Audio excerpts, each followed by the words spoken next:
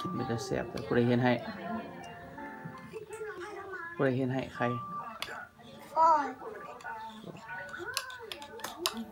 จกไอฟอดก็เห็นให้ลูกมีไอฟอดก็เห็นให้ฟอดเก่งเลยถ้าบุมีเจ้าจะได้กินบ่แหมก็เห็นตีฟอดอยู่ซะนะยอกซื่อๆว่าหรือตีแท้ยอกตีไอฟอดตีสิบอกบ่ให้ฟอดให้กินก่อนจะตีฟอด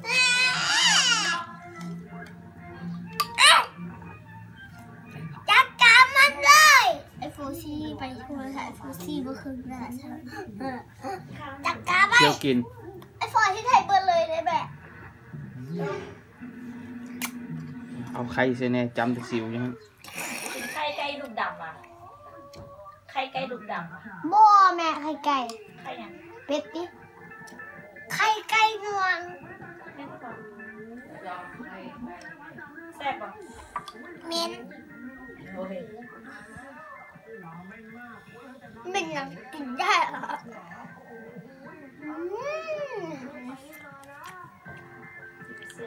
อร่อยบ่เสือลูกมาเอากินผู้ชายจะแปลว่า